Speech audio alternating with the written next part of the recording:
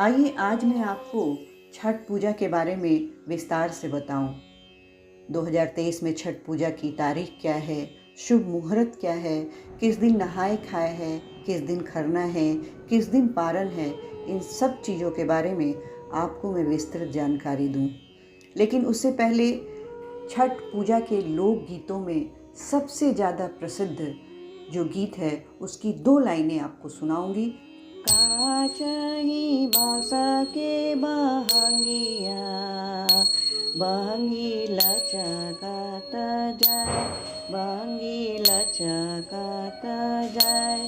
उजे मारा बोरे सुगावा धनुष से, बहंगी लचकत जाए, बहंगी लचकत जाए। आगे बढ़ने से पहले आप मेरे चैनल को लाइक और सब्सक्राइब जरूर करें ताकि मेरे आने वाले वीडियो के नोटिफिकेशन आप तक सबसे पहले पहुंचे। तो आइए जानते हैं छठ पूजा और उसकी कथा के बारे में। हिंदू धर्म का सबसे बड़ा त्यौहार है छठ पूजा। पंचांग के अनुसार यह महापर्व 19 नवंबर रविवार को मनाया जाएगा। महापर्व उत्तर भारत के सबसे बड़े पर्व में से एक है जो कार्तिक माह के शुक्ल पक्ष की चतुर्थी तिथि से लेकर सप्तमी तक चलता है। यह पर्व सूर्य भगवान और षष्ठी माता को समर्पित है। ये कहना गलत नहीं होगा कि यह पर्व सबसे कठिन त्योहारों में से एक है। ऐसा इसलिए क्योंकि इसमें व्रत करने वाले भक्तों को 36 घंटों तक निर्जला व्रत करना पड़ता है, यानी इस दौरान वे पानी तक नहीं पीते। इस व्रत के नियम कानून बहुत ही कड़े माने जाते हैं, इसलिए यह सबसे कठिन व्रत में से गिना जाता है। अगर आपके घर में भी छठ पर्व मनाया जाता है तो आपको इनकी जरूरी बातों को जरूर जान लेना चाहिए। छठ पूजा की शुरुआत इस बार 17 नवंबर शुक्रवार से हो रही है। इस दिन नहाए खाए किया जाएगा। 18 नवंबर शनिवार को खरना किया जाएगा।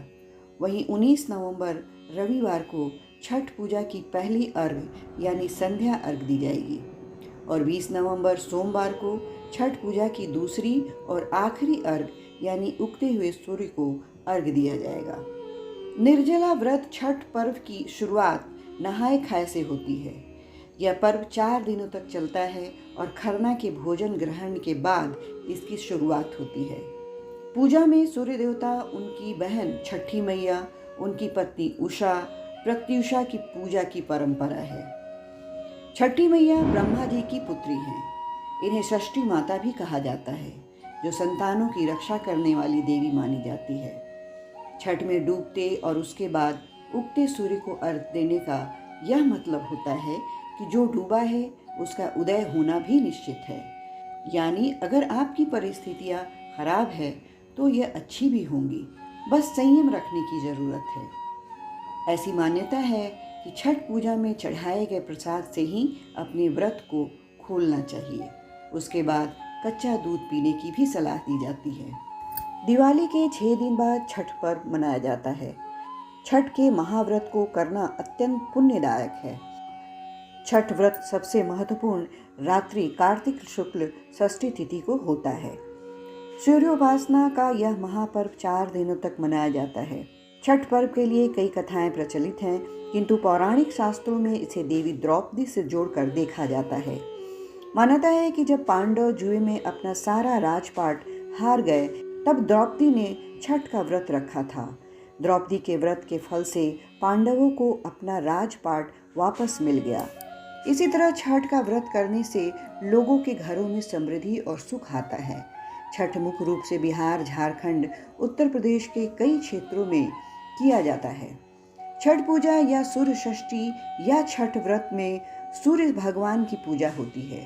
धरती पर लोगों के सुखी जीवन के लिए सूर्य देव के प्रति आभार व्यक्त किया जाता है।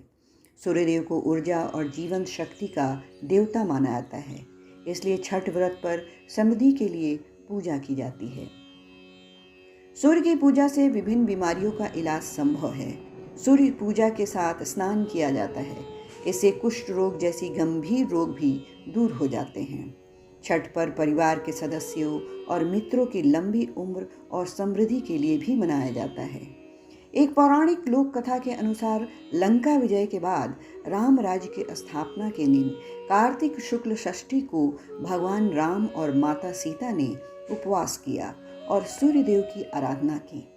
सप्तमी को सूर्योदय के समय पुनः अनुष्ठान कर सूर्यदेव से आशीर्वाद प्राप्त किया था। एक अन्य मान्यता के अनुसार छठ पर्व की शुरुआत महाभारत काल में हुई थी। सबसे पहले सूर्यपुत्र कर्ण ने सूर्यदेव की पूजा शुरू की थी।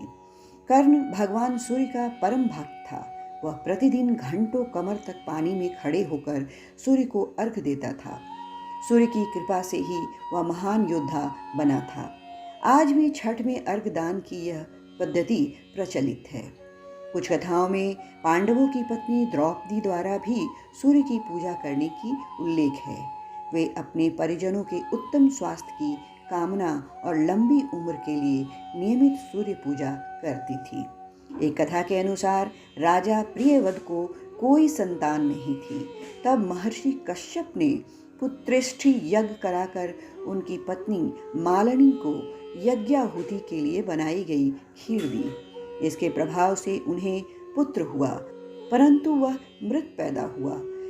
प्रियव्रत पुत्र को लेकर शमशान गए और पुत्र वियोग में प्राण त्यागने लगे। उसी वक्त भगवान की मानस कन्या देवसेना प्रकट हुई और कहा कि यह सृष्टि की मूल प्रवृत्ति के छठे अंश से उत्पन्न होने के कारण मैं षष्ठी कहलाती हूँ।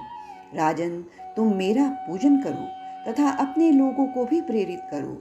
राजा ने पुत्र इच्छा से देवी षष्ठी का व्रत किया और उन्हें पुत्र रत्न की प्राप्ति हुई। यह पूजा कार्तिक शुक्ल षष्ठी को हुई थी। सूर्य षष्ठी व्रत होने के कारण इसे छठ कहा गया है। यह पर्व वर्ष में 2 बार मनाया जाता है। पहली बार चैत्र में और दूसरी बार कार्तिक में। चैत्र शुक्ल पक्ष षष्ठी को मनाए जाने वाले छठ पर्व को चैती छठ और कार्तिक शुक्ल पक्ष षष्ठी पर मनाए जाने वाले पर्व को कार्तिकी छठ कहा जाता है। पारिवारिक सुख समृद्धि तथा मनोवांछित फल प्राप्ति के लिए यह पर्व मनाया जाता है। इस पर्व को स्त्री और पुरुष समान रूप से मनाते हैं। छठ पूजा 4 दिवसीय उत्सव है। इसकी शुरुआत कार्तिक शुक्ल चतुर्थी को तथा समाप्ति कार्तिक शुक्ल सप्तमी को होती है। इस दौरान व्रतधारी लगातार 36 घंटे का व्रत रखते हैं। इस दौरान वे पानी भी ग्रहण नहीं करते। छठ पर्व बांस निर्मित सूप, टोकरी, मिट्टी के बर्तनों, गन्ने के रस, गुड़, चावल और गेहूं से निर्मित प्रसाद और सुमधुर लोकगीतों से युक्त होकर लोक जीवन की भरपूर मिठास का प्रसार करता है। यह मुख्य रूप से पूर्वी भारत के बिहार, झारखंड, पूर्वी उत्तर प्रदेश और नेपाल की तराई क्षेत्रों में मनाया जाता है।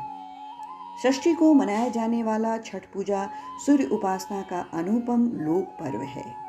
छठ देवी भगवान सूर्य देव की बहन है, जिनकी पूजा के लिए छठ मनाया जाता है। छठी मैया को प्रसन्न करने के लिए भगवान सूर्य की आराधना की जाती है। छठी मैया का ध्यान करते हुए लोग माँ गंगा, यमुना या किसी नदी के किनारे इस पूजा को मनाते हैं। इसमें सूर्य की पूजा अनिवार्य है, साथ ही किसी नदी में स्नान करना भी। इस पर्व में पहले दिन घर की साफ सफाई की जाती है। छठ पर्व पर गांव में अधिक सफाई देखने को मिलती है। छठ के 4 दिनों तक शुद्ध शाकाहारी भोजन किया जाता है। दूसरे दिन खरना का कार्यक्रम होता है।